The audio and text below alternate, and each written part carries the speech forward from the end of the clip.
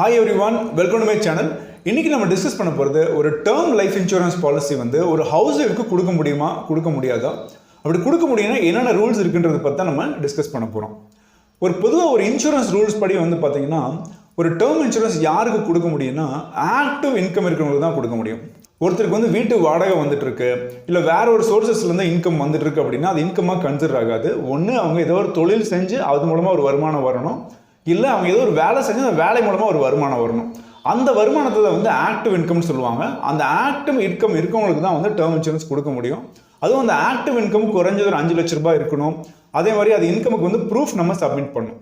ஒரு ஹவுஸ் ஒய்ஃபுக்கு கண்டிப்பாக இன்கமும் இல்லை, ஸோ இன்கம் ப்ரூஃபும் இருக்க வாய்ப்பு இல்லை. அதனால நம்ம டேர்ம் இன்சூரன்ஸ் கொடுக்க முடியறது இல்லை.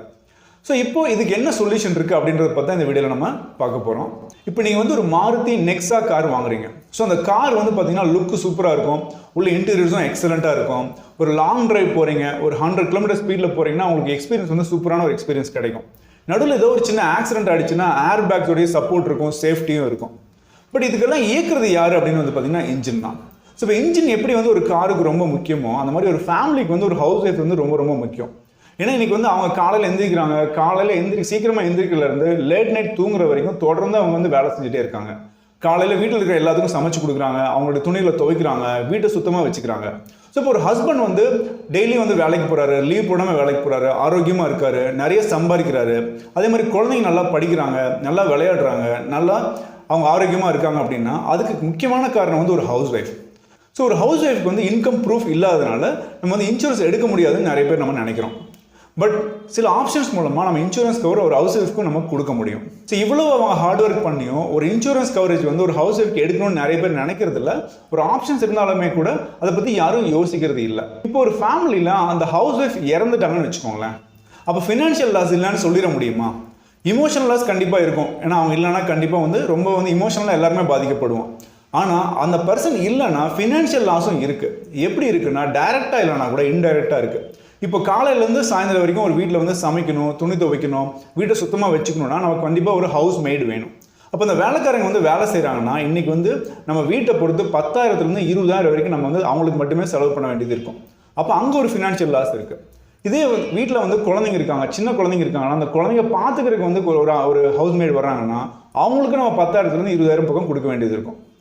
தேர்ட், குழந்தைங்க நல்லா படிக்கணும் அப்படின்னா அந்த ஹவுஸ் ஒய்ஃப் வீட்டில் இல்லை, அம்மா இல்லைன்னா அவங்களுக்கு நல்லா சொல்லித்தரக்கு கண்டிப்பாக நீங்கள் ஒரு நல்ல டியூஷனுக்கு மாஸ்டர் நீங்கள் போட வேண்டியது இருக்கும், அவங்களுக்கு நம்ம ஃபீஸ் கொடுக்க வேண்டியது இருக்கும். ஸோ ஒரு ஹவுஸ் ஒய்ஃப் இல்லைன்னா இமோஷனல் லாஸ் மட்டும் கிடையாது, ஃபினான்ஷியல் லாஸும் இருக்குது. ஸோ அதை ப்ரொடெக்ட் பண்ணுறதுக்கு என்ன ஆப்ஷன் இருக்குது அப்படின்னா டேர்ம் லைஃப் இன்சூரன்ஸில் ஹஸ்பண்ட் வந்து ஒய்ஃபுக்கு ப்ரப்போஸ் பண்ணலாம். இப்போ ஹஸ்பண்டோடைய இன்கம் ப்ரூஃப் இருக்கும், அந்த இன்கம் ப்ரூஃபை பேஸ் பண்ணிவிட்டு ஒய்ஃபுக்கு நம்ம வந்து ப்ரப்போஸ் பண்ணலாம். ஹஸ்பண்டுக்கு எவ்வளோ இன்கம் இருக்கோ அதுக்கு 50% வந்து சம் அஷ்யூர்ட் வந்து ஒய்ஃபுக்கு ப்ரப்போஸ் பண்ணலாம். இப்போ ஹஸ்பண்டுக்கு 1 crore இருக்குன்னு வச்சுக்கோங்களேன், 50 lakhs வரைக்கும் ஒய்ஃபுக்கு ப்ரப்போஸ் பண்ணலாம். இதுவே 50 lakhs தான் ஹஸ்பண்டுக்கு இன்கம் இருக்குன்னா 25 lakhs தான் ஒய்ஃபுக்கு வந்து கொடுக்க முடியும். மேக்ஸிமம் வந்து சில கம்பெனிஸில் 50 lakhs வரைக்கும் தான் கொடுத்துருக்காங்க.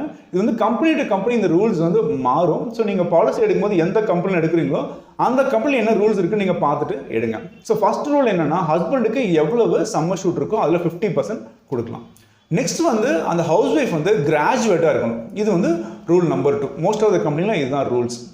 தேர்ட் விஷயம் என்ன அப்படின்னு வந்து பார்த்தீங்கன்னா அந்த இன்கம் ப்ரூஃப் இருக்கு இல்லையா, இன்கம் ப்ரூஃப் வந்து ஹஸ்பண்ட் கொடுக்குறாருன்னா அந்த இன்கம் எலிஜிபிலிட்டி இருக்குது. ஒருத்தருக்கு வந்து சம் அஷ்யூர்ட் எவ்வளோ கொடுக்க முடியும் அப்படின்னா அவருடைய வருமானத்திலிருந்து சில மடங்கு இருக்கும். எங்கே ஒரு 35 இருந்தாங்கன்னா 25 மடங்கு கொடுக்கலாம், 35 மேலாம் 20 மடங்கு கொடுக்கலாம். இது 50 வயசுக்கு மேலே இருந்தால் ஒரு 5 மடங்கு தான் கொடுக்க முடியும். சில செட் ஆஃப் ரூல்ஸ் இருக்குது.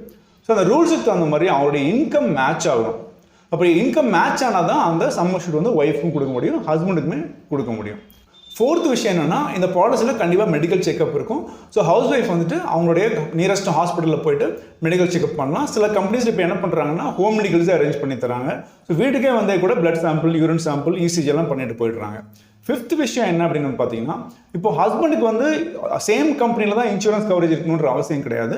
வேற ஒரு கம்பெனியில் 1 crore சம் அஷ்யூர்ட் இருக்குது அப்படின்னா அந்த ப்ரூஃப் பாலிசி ஸ்கெடியூல் வந்து நீங்கள் சப்மிட் பண்ணணும். ஸோ இப்போ இந்த வீடியோ பார்த்துட்டு இருக்க நீங்கள் உங்கள் ஃபேமிலியில் இருக்கிற ஹவுஸ் ஒய்ஃப்க்கு வந்துட்டு சரியான டேர்ம் இன்சூரன்ஸ் எடுக்கணும் அப்படின்னா கீழே இருக்கிற வாட்ஸ்அப் நம்பருக்கு உங்களை டீட்டெயில்ஸ் சென்ட் பண்ணுங்கள். we will guide you. இந்த வீடியோ பிடிச்சிருக்குன்னு நினைக்கிறேன். இந்த வீடியோ பிடிச்சுன்னா ப்ளீஸ் உங்கள் ஃப்ரெண்ட்ஸுக்கு ஷேர் பண்ணுங்கள். ஏன்னா இது வந்து நிறைய பேருக்கு யூஸ்ஃபுல்லாக இருக்கும். இந்த சேனல் சப்ஸ்கிரைப் பண்ணாதான் ப்ளீஸ் சப்ஸ்கிரைப் நவ். ஏன்னா அப்போ தான் நாங்கள் போடுற வீடியோஸ்லாம் நிறைய பேருக்கு ரீச் ஆகும். அப்புறம் கீழே இருக்கிற பெல் ஐக்கனையும் கிளிக் பண்ணுங்கள். அப்போ தான் நாங்கள் எப்போ வீடியோ அப்லோட் பண்ணாலும் இமீடியட்டாக உங்களுக்கு நோட்டிஃபிகேஷன்ஸ் வரும். எந்த வீடியோவை நீங்கள் மிஸ் பண்ணாமல் பார்க்கலாம். தேங்க்யூ.